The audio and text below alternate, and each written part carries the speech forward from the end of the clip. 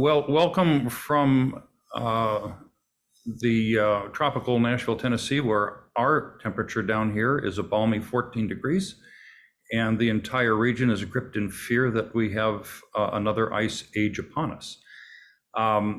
Thanks for those that are signing on here, and appreciate you being with me this morning. I have the privilege of delivering what is one of the most interesting and dynamic topics that we'll hear all year, and that is the rules and regulations around the hospice industry. I know you've all been really waiting and anxious to hear this talk. So we have enough to fill a couple of weeks, and so we'll get going. One of the things I do want to encourage folks, I know that a lot of you on the call work in hospice, some are in palliative. I believe that the information is probably relevant to everybody. If you're working in palliative within the hospital system, it's really important that you understand some of the aspects of hospice regulations so that you can direct and assist your patients accordingly and advise your patients accordingly. And certainly in hospice, this is going to be very relevant. But I also want to encourage those that may have observations or practices that are different than what I'm talking about. Please interrupt me. I will not be closely monitoring the chat, but if there's a question that comes up, just please interrupt me so that I can address those. It's very possible that I'll say something and you might think, wow, that's not how it works in our organization. And I'd like to work to kind of reconcile whatever confusion there might be about that. So with that, let me grab the screen here. So the objectives over this week and next are really to discuss the hospice benefit, talk about eligibility, talk about the regulatory requirements and the conditions of participation. We're going to talk about the role of prognostication. We had a really great talk already about prognostication, and this will just emphasize the role of that in helping to determine eligibility. We're talking about talk about guidelines. We're going to talk about educating, and then we're going to wind up next week talking about the physician's role in hospice and the different roles that physicians can fill within the industry. So just as a brief background, the hospice, the Medicare hospice benefit was actually established. The law really was voted into effect in 1982. It really began taking root in 1983. And then in the years subsequent, it became ingrained and a permanent benefit of Medicare. So in order to receive the hospice benefit, the member must be entitled to and enrolled in Medicare Part A. Now, just as a caveat here, we're going to be talking specifically about the Medicare benefit. You don't have to have Medicare to receive hospice care. You have to have Medicare Part A in order for Medicare to pay for hospice. But there are a lot of people who come into hospice that are not Medicare eligible. They don't have Medicare. They have private insurance. They have Medicaid, some other payer source. And as we note here, most of the private and public plans approach to hospice services are modeled after the hospice Medicare benefit.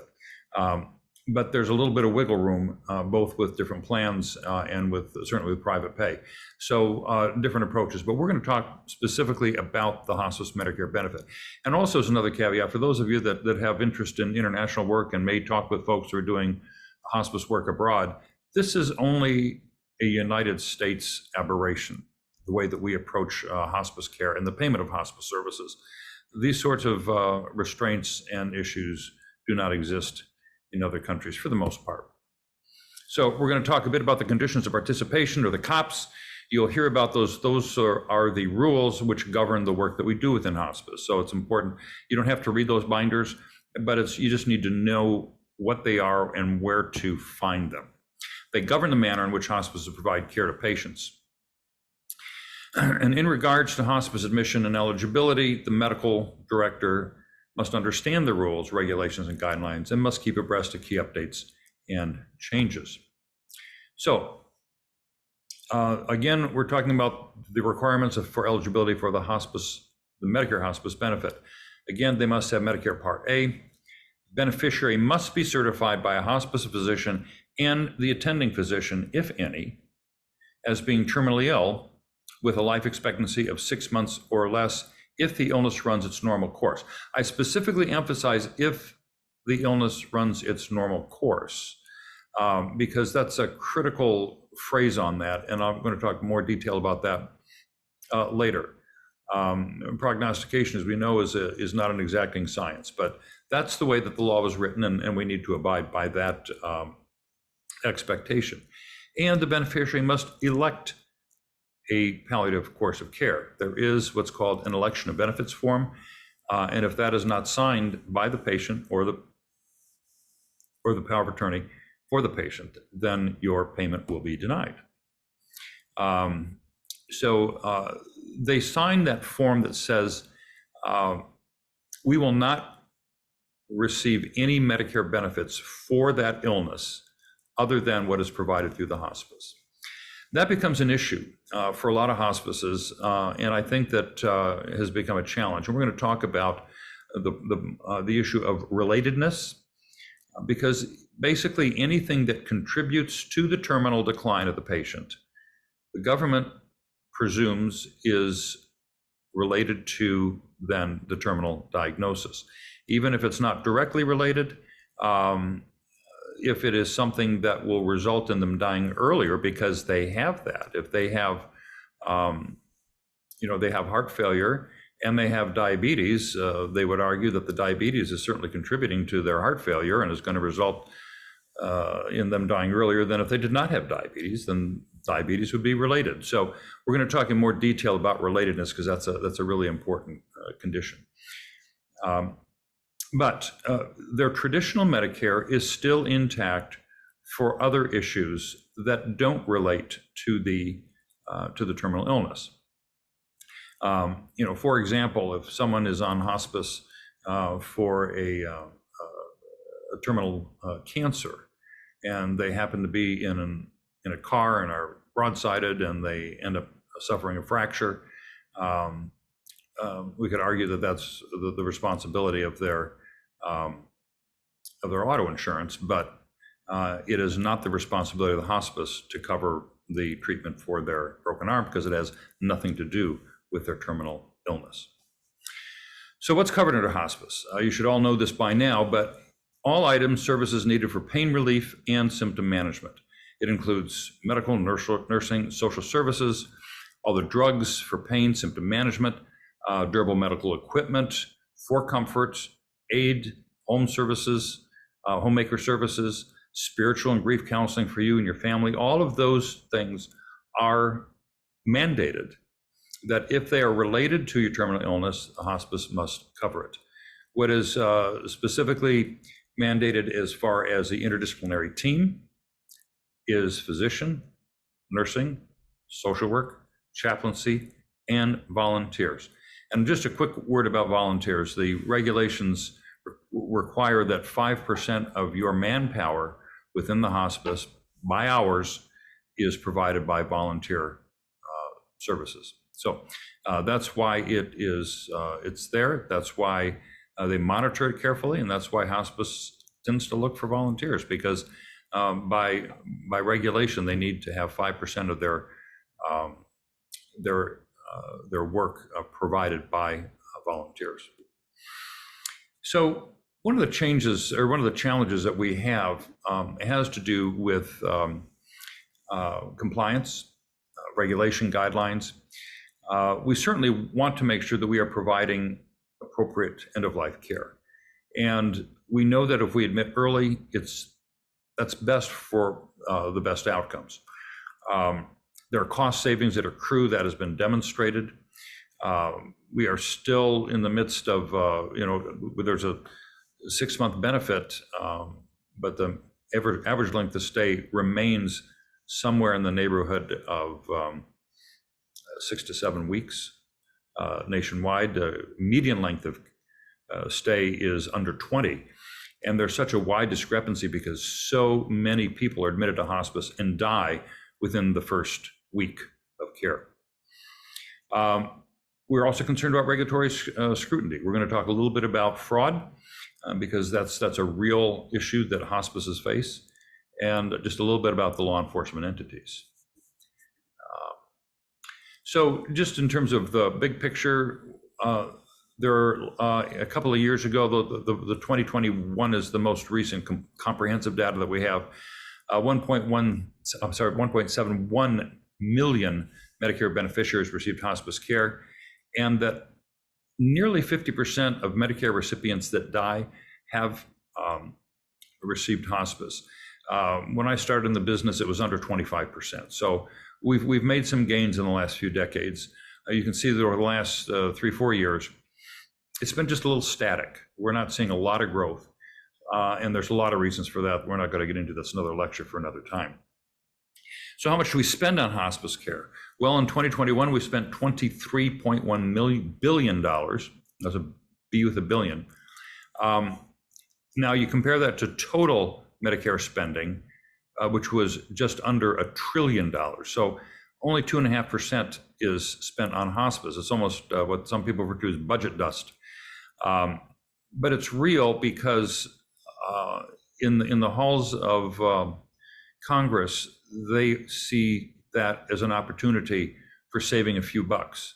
And there are constantly motions and rules to try to cap spending on hospice in particular. Even though we're taking in more beneficiaries and we're saving money, sometimes the politicians don't get it. And that's always a little thorn in the side of your hospice executive directors and CFOs. But that's the reality of the numbers at this moment in time. I'm going to say a word about, this was an article that came out a few years ago, Maggots, Amputations, and Naked Thieves, Government Watchdog Details Hospice Deficiencies. I will tell you that about every 18 months or so to 24 months, there's another article that comes out and another expose talking about the dark side of hospice and how hospices are perpetrating fraud on our communities, and they point to a lot of them are taking in patients that are not eligible, and others are, one of the more recent ones was the finding in California of dozens and dozens of hospices that happen to have the same address. And some enterprising person applied for, received Medicare numbers and would bill bogus claims for multiple hospices out of the same address. So those are the sorts of things that go on out there, and the government is working to crack down. Unfortunately, when it's reported, we all sort of get thrown into the same basket. Not much we do about that. I just want you to make sure that you understand that the vast majority of hospices, they do good work with good intent. So how do you manage this tension? Well, do the right thing, first of all, and know your eligibility criteria, be thorough in your assessments, and be even more thorough in your documentation. We're going to talk about that a lot.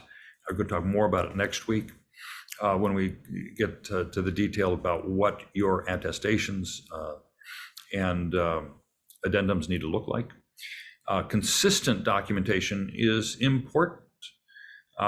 There needs to be, when you've got a nurse that is documenting that the patient is in a fetal position and is Alzheimer's fast 7D, and then the social worker reflects on the wonderful conversation they had about his time in the war. That doesn't jive, and so you need to make sure that the team is seeing the same thing and is documenting in a consistent way. And if there are discrepancies between what y'all are seeing, you need to have a conversation and reconcile those. One of the things that has happened within the fraud and abuse category is the issue of incentives, in which liaisons within the hospitals, hospice liaison within the hospitals, and physicians are incented, usually with money or other sorts of perks, for referrals. And so you can't do that. You can certainly have performance goals and expectations, But you can't provide tangible financial incentives for that. That violates a couple of different laws. At the end of the day, of course, we want to keep patient needs and welfare as the absolute priority. One of the ways that I summarize this sometimes is do the right thing and document well. And in most circumstances, that'll keep you safe. Do the right thing and document well. So I'm going to talk just a little bit about this one particular case because it was very affirming for hospices. And then we'll move away from the fraud and abuse issue. It was the United States versus AseraCare, and the Office of Inspector General levied a fine against AseraCare for $202 million for filing false Medicare claims for patients who are not terminally ill. And the ruling went in favor of the hospice. They came up with a lot of cases in which the government thought these patients were not eligible. The hospice should not have admitted them, and therefore they perpetrated fraud. One of the quotes out of the case said, "The opinion of one medical expert against another cannot prove falsity without objective evidence of other falsehoods." So what was happening is the disparate reports were coming from the reviewers that were trying to find fraud. They looked at a chart and said, see, they should have known that he was not eligible or she was not eligible.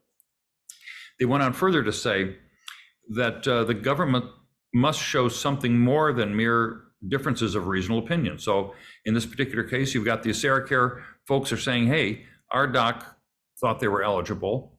The patient's physician thought they were eligible. And the court said, yeah, that's enough. They also affirmed that the LCDs, we're going to talk more about that today, are non-binding guidance and are not binding checklists for eligibility. The court also noted that nowhere in the statute did Congress require that the terminal prognosis be retroactively proven accurate, only that the physician's good faith best estimate be true at the time. So these folks, the reviewers would go back and they'd say, see, they lived a year and a half, so therefore the doc really missed it on the front end. No, they didn't miss it on the front end. The patient just simply outlived the prognosis that was expected and that everybody would have anticipated to be true. So just so you know that it has been affirmed by the courts that the physician's judgment is valid. When you have the physician's judgment of both the attending and the hospice physician, that really is very supportive. So it's an important precedent to claim that a good faith medical opinion can be false for the purpose of false claim liability, both in hospice and potentially beyond. So this was good news for we hospice physicians that are attesting to someone's terminality. But still, I just want to, you got to document well and why it is you believe that someone is eligible. So for your leisure reading, I would suggest that you pull up the hospice manual, and it really doesn't read as poorly as a lot of government documents, but this is the chapter and verse that outlines exactly what the government says you must abide by. This website, if you want a copy of the PowerPoint, you certainly can have it, and we will, as always, post this lecture to our YouTube site. As far as other resources, if you're interested, NHPCO, their website is simply nhpco.org, National Hospice and Palliative Care Organization, has a really wonderful set of information. You can see those purple tabs, info for the hospice and palliative professionals and info for patients and family caregivers. And they do a really, really nice job of summarizing and outlining the rules and regulations. So And a lot of what I'm talking about, you fellows need to understand, because they will be, they're guaranteed something on the board regarding certain issues, and this is one of them. Hospice care is organized into benefit periods. They consist of 2 90-day periods, and if you do your math, you say, okay, 2 90-day periods takes us to that 180 days, or the 6 month that we anticipated they would die. After that, there are an unlimited number, emphasize unlimited number, of 60-day periods. Congress recognized, I would say by 1990-91, that the prognostic limitations of the benefit were arbitrary and not helpful. So they established the opportunity for unlimited 60-day periods. However, you must establish eligibility at the start of each new benefit period. So even after 90 days, we're now going into benefit period number 2, starting on day 91, there has to be affirmation of eligibility. Once you get to the 180 days and you start your 60-day periods, then a face-to-face visit has to be completed, as well as a written certification of terminal illness and eligibility that is signed by the physician. Face-to-face can be done by a nurse practitioner or a physician that is employed by the hospice, but the physician has to actually construct the note and sign the note. I'm going to talk more detail about that next week as far as what those notes need to look like. But just keep in mind that 2 90-day periods and an unlimited number of 60-day periods thereafter. Don't worry about this grid. What this is, it's just an algorithm that just quickly allows you to say, okay, up here in the left-hand corner, you have a referral, patients enrolled in Medicare A. Okay, now we know that they could potentially come into hospice. And you assess the prognosis. I'm going to talk more about this later, so I'm not going to go through this list here. But as a result of that analysis, the physician judgment is the prognosis is less than 6 months, patient's eligible, great. There's a verbal or written order to admit. And then the certification narrative, you do the attestation, put your signature on it, and you're good to go. If there's not enough prognosis supporting information, then you get more information. My standard would be to, if I don't see it in the records, either to have our admission nurse, or sometimes I myself will call the doc and say, hey, got your referral. We're happy to take care of this. However, we're missing some information that helps us to determine whether the patient's actually eligible or not. What are you seeing that I'm not seeing in the records? And if they say, oh, well, here's what they've got, and say, oh, that makes sense, then the physician judgment is the prognosis is less than 6 months, and you go through that and do your certification. If on the basis of that, you say, boy, I'm just not seeing it, then you do not admit. And you talk with the family about other sorts of resources that might be of value to them in the process. So determining eligibility, we'll kind of outline the most common diagnoses and the information used to determine eligibility. Medical guidelines in certain non-cancer diagnoses, those are the LCDs, or local coverage determinations. Prognostication relative to eligibility, and a couple of tips, tricks, and traps. Gotta think before I say that really, really fast. So 2021, most common hospice diagnosis, print's kind of small: Alzheimer's, nervous system disorders, organic psychosis, so something dealing with the brain, was about a quarter of all of the hospice diagnosis. Cancer attributed to a quarter of them also. And I will tell you that when the law came into effect in 1982, when it was voted in, cancer was the primary focus. That's what they really expected and anticipated where the needs were. And it was only in subsequent years that people were saying, hey, wait a minute, people are dying from a lot of things that we can predict. So why don't we include them as well? We found that it's not quite as easy to predict these folks, but still they're very, very much eligible. And so you look at, a quarter neurologic diseases, a quarter cancer, and a fifth are circulatory except for heart failure. Heart failure in a class by themselves. So this is your other sorts of cardiac and vascular diseases accounted for a fifth. 8% heart failure, and then it goes on down the list. Respiratory disease, other chronic airway obstruction, which in my opinion should have been included in respiratory diseases. And then just trivial amounts of genitourinary disease, digestive disease. And 2021, remember, COVID was a little more than a little blip on the screen. A lot of people dying under hospice with COVID, and these are the primary diagnoses. Certainly possible that someone had a primary diagnosis of Alzheimer's and had COVID, which kind of tipped them over the edge.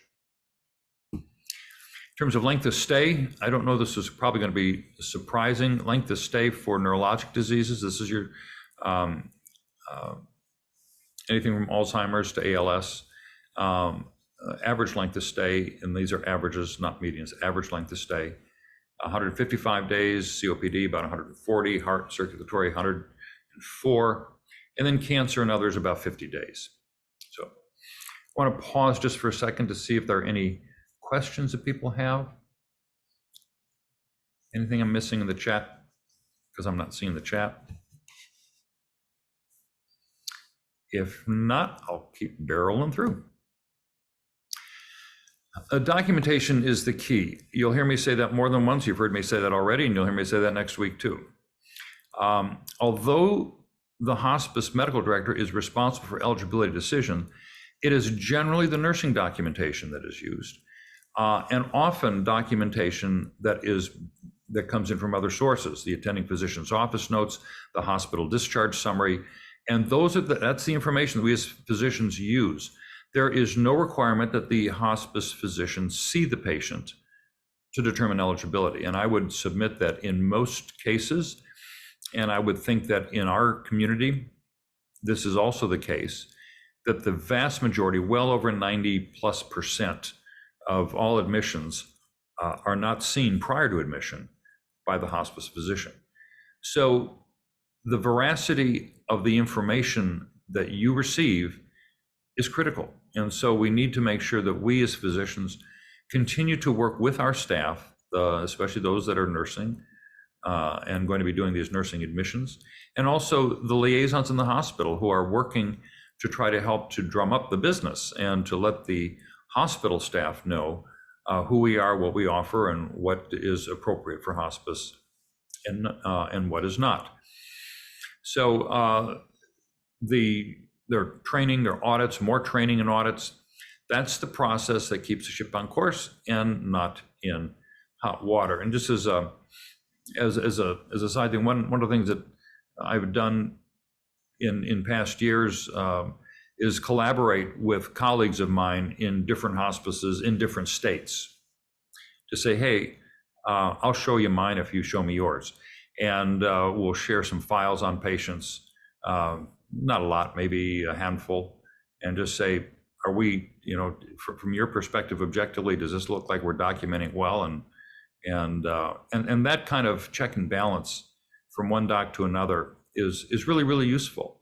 And you both find some things that, wow, we haven't done that. That sounds like pretty cool. And also you might find that, I'm a couple of things that I think that you can probably tighten up on your documentation end. So if you've got friends in other programs, just consider doing that. That doesn't cost you anything. You can pay lots and lots of money for outside auditors to come in and do chart reviews and things like that. But sometimes just using your peers is a really good way to do that as well. So the information that we use in determining hospice eligibility, first and the most obvious is what's the current medical condition and what is the likely terminal illness. I often look at it as this. The three things I look at in that particular bullet are, what's a diagnosis? What does a patient look like? Because you can take someone who's got a diagnosis that could potentially have a really long prognosis, but they look terrible. They haven't eaten well in a month. They're losing weight. So their condition at the moment doesn't look very good at all, and we can't anticipate that looking the way that they look, they could survive. And the third is what their trajectory has been over a period of time, over a couple of weeks, over a month, over a couple of months, 3 months, 6 months. Where were they? Where are they now? And again, irrespective of what the diagnosis is, if we can document that kind of trajectory and say, boy, if they continue on that trajectory, it's hard for me to imagine that they would survive much longer. So that's the current medical condition and likely terminal diagnosis. Other information are any comorbid conditions that contribute to the poor prognosis. I gave you one example earlier, but there are many, many. Someone who has Alzheimer's and now has aspiration pneumonia. Someone who has MS and now has sepsis. Someone who's demonstrating that underlying issues are compromising their immune system and ability to effectively combat diseases. In other words, they can't heal well. You need to consider in eligibility determinations. Again, their physical debility and functioning. Again, history of hospitalizations and complications, those are actually mentioned as, if someone who has recurrent hospitalizations and complications of those hospitalizations, those are valid points to consider in determining eligibility. What are the specialists' opinion? I will tell you that specialists, if you look at the actual studies that have been done on prognostication, this was brought out earlier when we had that lecture, specialists tend to significantly overestimate the prognosis of their patients. And so if you've got a specialist who says, I don't think they can last more than a couple of months, there's a really, really good chance that they won't. I already mentioned this trajectory or progression decline. And this is not trivial. What are the goals of care? When you have conversations with patients and families, are they still intent on pursuing curative or remissive therapy if available? Or are they really looking at, this has been quite a journey, and I just don't want to go to the hospital anymore. I don't want to be intubated anymore. I recognize that I'll never get better than I am today, and I just want to be comfortable. So the goals of care are really, really important, because someone might say, hey, you know what? If there's another treatment that comes down the pike, I'm going to grab it, and I would prefer to be back in the hospital so I can, to use the words that I talked about earlier in the year that I hate, going to fight this disease. So the goals of care are important in helping to determine eligibility for hospice services. And I would submit it is often the combination of factors that speak to the prognosis and eligibility, and they have to be considered. And all relevant diagnoses need to be documented. You need to paint the picture. That's a phrase that we've been using since we started this whole business 40 years ago. You got to paint the picture so that anyone picking up that chart, there'll be no question in their mind but what this patient is eligible. So the first edition of the local medical determinations, the LCDs, were released in 1995 and included congestive heart failure, COPD, and Alzheimer's disease. And just for those that are kind of history nerds, this was a project that was done in combination with NHPCO and a few physicians that said, we need to be giving our docs a little bit better guidance as far as what to do about these non-cancer related diagnoses. We're a decade into this thing, and there's a lot of confusion. So they drafted this document with these guidelines. They're not criteria. They are not scientifically validated.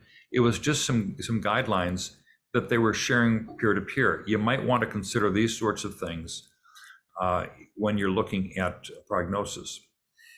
Well, the Medicare intermediaries picked up on that and said, this is great. Now we've got a Bible that they created, and we're going to hold them to that chapter and verse. And suddenly they went from just kind of a peer-to-peer conversation about what we might do into what are now broadly interpreted as rules and absolute criteria necessity. What the AseraCare case validated and what we continue to preach is they are not that. They can be used to help guide our decision-making, but they are not embedded in stone.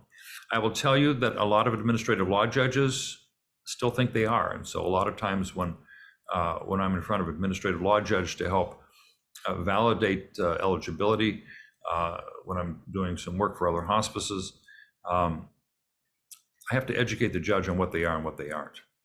There are LCDs that are available for 13 states. We are not going to go through these exhaustively. I'm just going to give you an example of a couple of them. Cardiac disease, for example, if you have a New York Heart Association 3 or 4, and they're really maxed out on medical therapy, if you've got an EF and it's less than 20, if they have arrhythmias, if there's a history of arrest or cardiac syncope, cardiogenic brain end, so if they've had a stroke, all of those contribute to suggest eligibility. And I will say that although these are not sacrosanct in needing to be present, if they are, you've got a pretty solid ground for which your Medicare administrative contractor will accept the admission and accept terminality if you document that the LCDs are met. Lung disease, again, they have to have some diagnosis of a severe chronic lung disease, COPD, IPF, something of that sort. Dyspnea at rest is, I should have put that one in red because that is a really critical aspect. If you have that, that is very supportive. Poor response to bronchodilators, FEV1, if you've got it, of less than 30%. And then progression, increased ER visits, hospitalizations, or infections. And we've all seen those people with COPD that continue to come in and out with bronchitis and pneumonia. How many times have they needed to see the doc or the, or another practitioner because of their lung disease? And if we see that their FEV1 is declining by at least 40 ml per year, those are all very, very supportive of eligibility for hospice services with lung disease. Renal disease, a lot of people misunderstand that. I've seen people, come into hospice with the creatinine of 3 or 4. You need to have more than just 3 or 4 creatinine. If they have it 8 or greater, they're in. That really is very, very supportive. They have uremic symptoms, oliguria, electrolyte abnormalities in conjunction with that. If their potassium's going way up, then that helps. This is a big one, not seeking dialysis or transplant. This is particularly relevant if someone's decline is such that dialysis has been recommended and they are clinically declining. Their creatinine may not be at 8 yet, but if they're not seeking dialysis or transplant and they are declining, again, you look at the trajectory of decline and comorbid conditions, you can still certify them with renal disease. Liver disease, PT 5 seconds over control, INR greater than 1.5. Ascites refractory to treatment, if they get their spontaneous bacterial peritonitis, hepatorenal syndrome, if they have these episodes of encephalopathy, and again, that's sort of one that I sometimes put in red on this because with people end-stage cirrhosis, that's very commonly what we're seeing, that they're now becoming encephalopathic. Recurrent variceal bleeding. So these are the types of things that you see in the LCDs. And as I mentioned, if the criteria for the LCD guidelines are present, generally the eligibility for hospice benefit has been established, and that has been affirmed. And especially if physician and nursing are consistent. I talked about consistency in documentation. This, and I need to acknowledge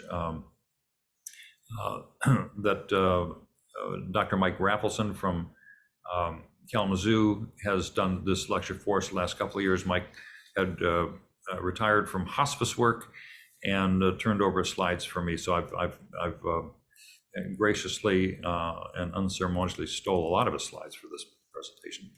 And this was a comment that he had in his previous one. If a hospice nurse says you're doing great, doesn't mean you should buy green bananas. It's interesting how we view our patient status. because you'll see that they're doing great, they're doing very well, they're stable. And I will tell you that reviewers look at language like that and figure, oh, if they're getting better, then they certainly are not hospice eligible. And so again, this is how we document and how we assure consistency in our documentation. It's not that the patient's doing better, it's that the patient's symptoms and nausea are much more effectively controlled with the current medication regimen. Patient is having a good day today, but fill in the blank what their overall condition is, and they still can't survive. You know, they're entitled to have good days, but you can't make one entry on the chart look like the patient's going to jump up and play a round of golf tomorrow. So again, be careful of the documentation, and it needs to be consistent. I will tell you that the LCDs do not predict prognosis.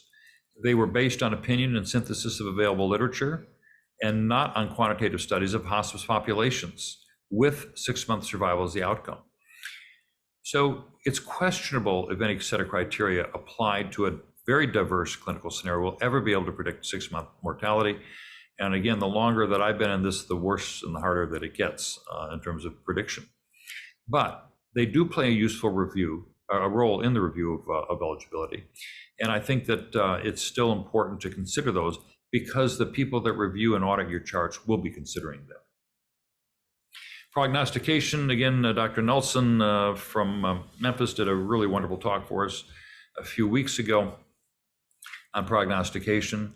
You've seen these charts before in terms of the trajectories of dying. Obviously, the first one, sudden death, we can't predict those. Terminal illness, we often can with a diagnosis like cancer, which has a fairly consistent downhill course. The organ failure, which we see most often, is probably the most unpredictable, because we don't know at each of those dips, is this going to be the dip that kills them or not? Nope, they recover. Is the next one? Nope, they recover. So it can be very difficult, but you can see overall a downward trend. And then difficult also is those that are frail, those that are in their very, very late years. They really don't have a determined diagnosis that we know for sure is going to kill them, but you can see, wow, how much longer can they live and continue a frail existence? Very, very difficult to prognosticate. So the data that we use for prognostication, there are the physical measurements.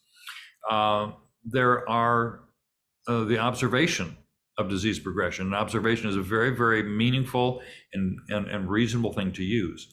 Inputs from attending provider consultants. Symptom progression is effective. The escalating pain, escalating nausea, escalating dyspnea. If you have it available, lab and other imaging data, you may not have that.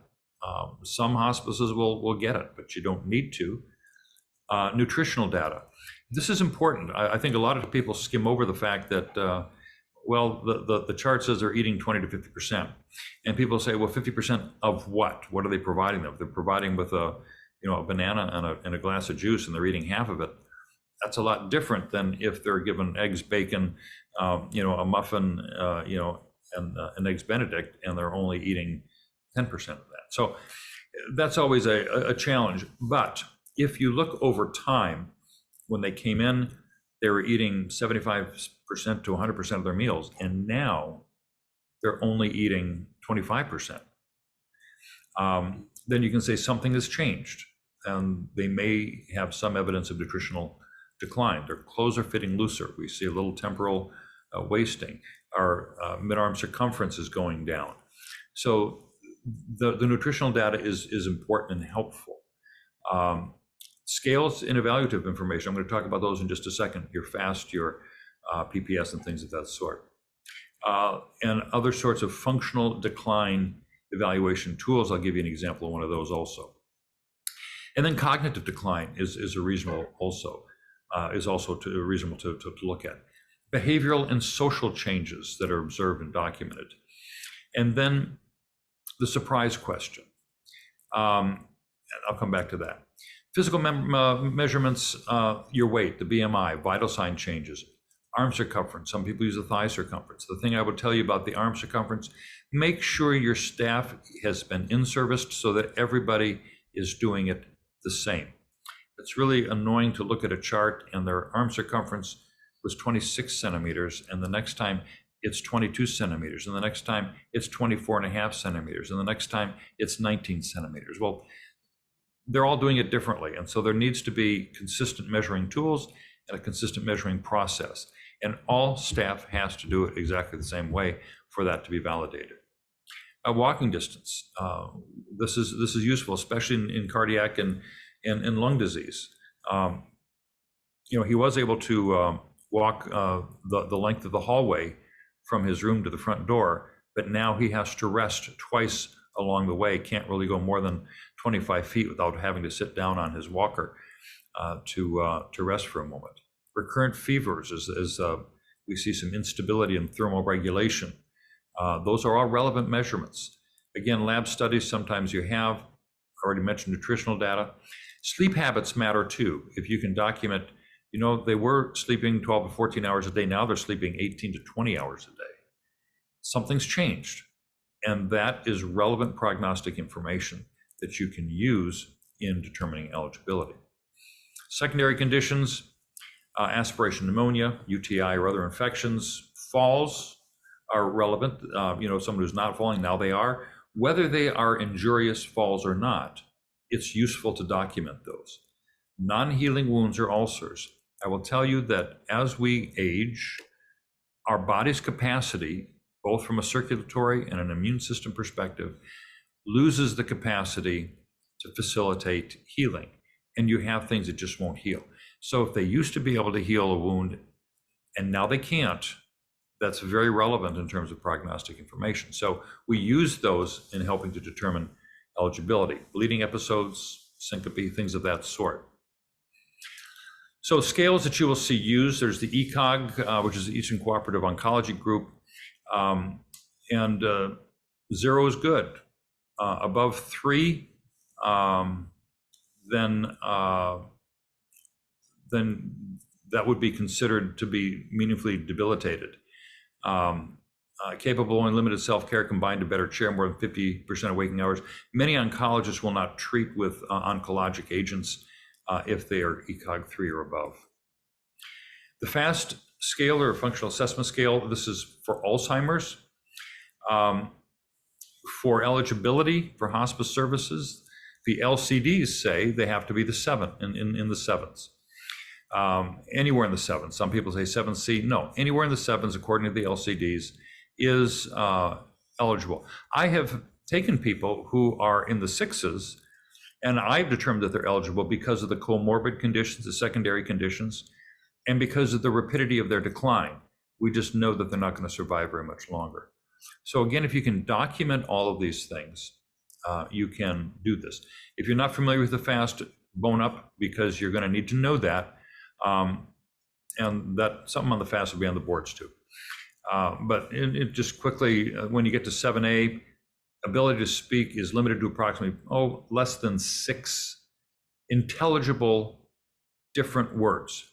They don't have to use them meaningfully, but you can understand some words. By the time you get to B, they really don't have anything. Everything is nonsensical and non-interpretable. C is the ambulatory ability is lost, cannot walk without personal assistance. So if they're walking with assistance, they could potentially qualify. That's independent ambulation is lost. And it is because of the diagnosis of Alzheimer's disease, not because they fell and broke their hip. Well, they're not going to walk, but it's not because of the Alzheimer's, right? D, can't sit up without assistance. So you see them propped up in their chair with pillows and such. E, the loss of the ability to smile. And F, loss of ability to hold up head independently. Palliative performance scale is commonly used. It's an important tool that we use. And I will tell you that it's often we see people going from 40 to 30 to 50. It doesn't work that way. It works always left to right. So the first question, are they ambulating? Yep, full ambulation. Nope, it's down a little bit. Oh, maybe sit, lie.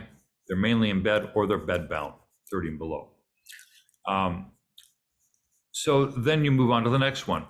What is the activity level in evidence of disease? Well, they can't do any work because of extensive disease. 60. So you've got someone whose ambulation is reduced. Oops, sorry. Can't do any hobbies or significant housework, but they have significant disease. Then that's a 60. If we're moving across, mainly sit, lie, can't do any work, extensive disease. So you move down. You can't move up. Okay, that's how it works.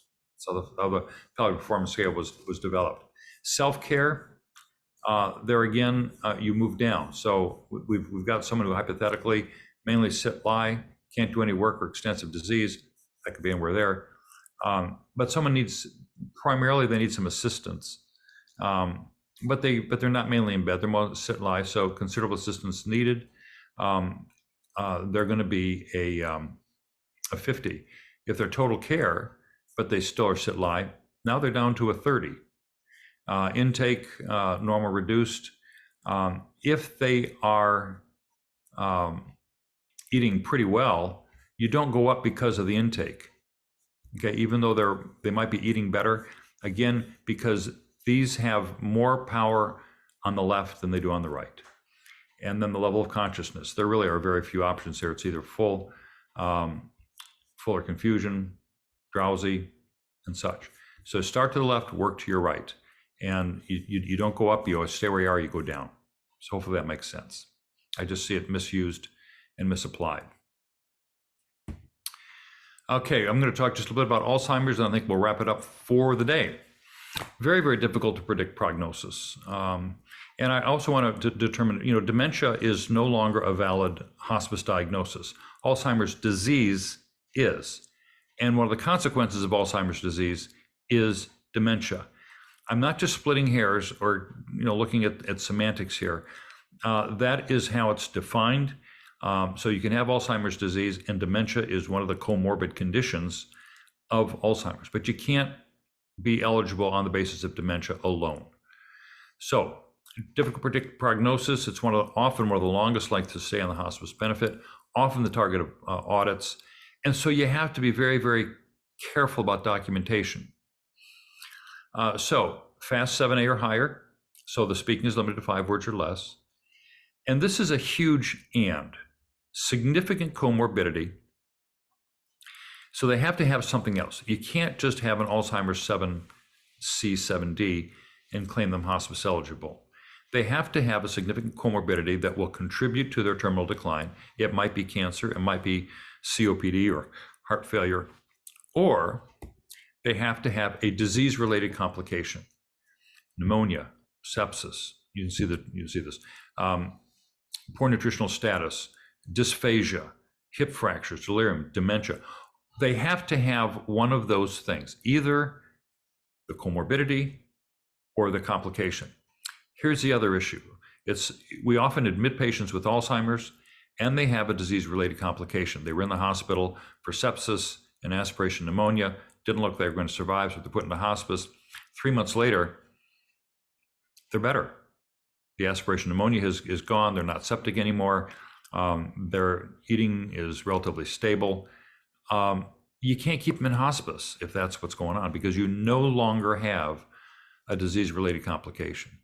So you need to be careful about your long stay Alzheimer's patients.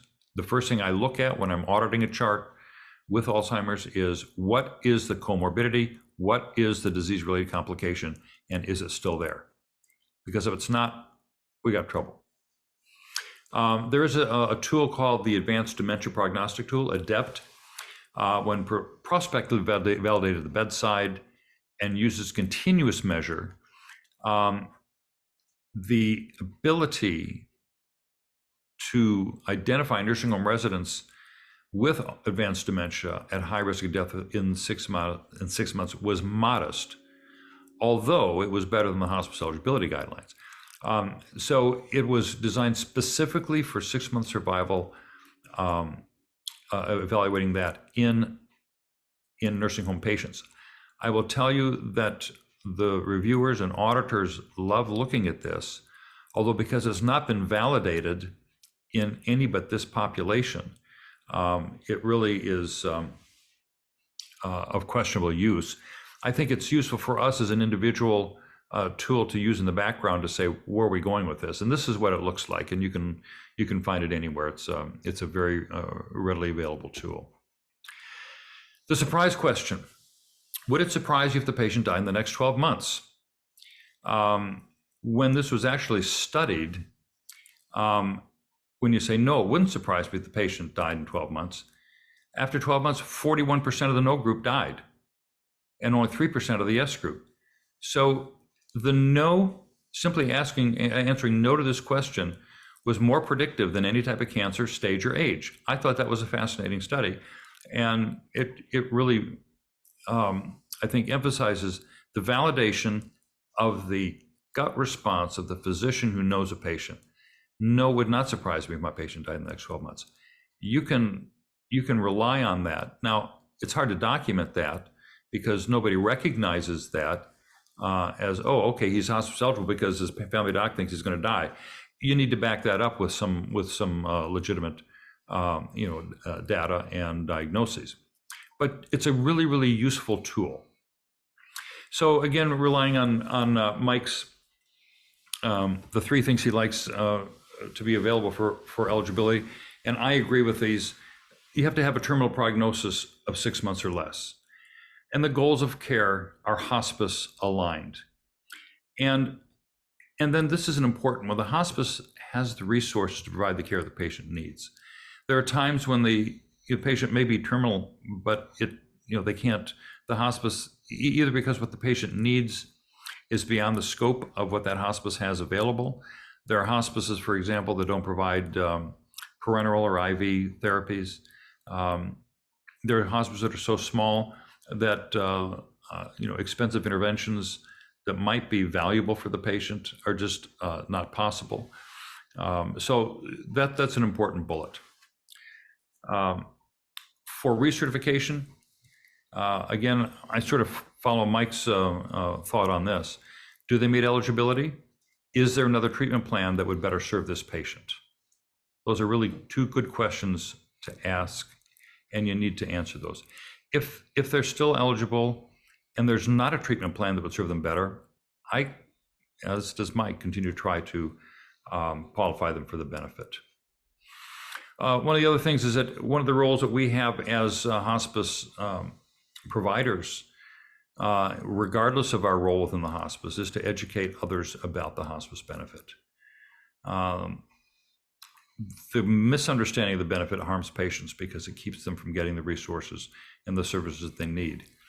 And ironically, healthcare providers are often the major source of misinformation about the hospice benefit, but they're the most trusted source of information for patients and families. So our hospice liaisons do a great job in terms of making sure that they're educated. We as physicians, nurse practitioners can also do a great job in terms of continuing to educate our peers of what hospice is, when it's relevant, and when we should be using it. We can provide guidelines, but explain that these are just guidelines. So if your patient meets these sorts of criteria, then let us evaluate them. Offer hospice informational visits, and follow up with the physicians who are referring from time to time. A doc-to-doc call to say, hey, I saw your patient, just wanted you to know that they're declining as we expected, but they're comfortable and they really appreciate what you've done for them.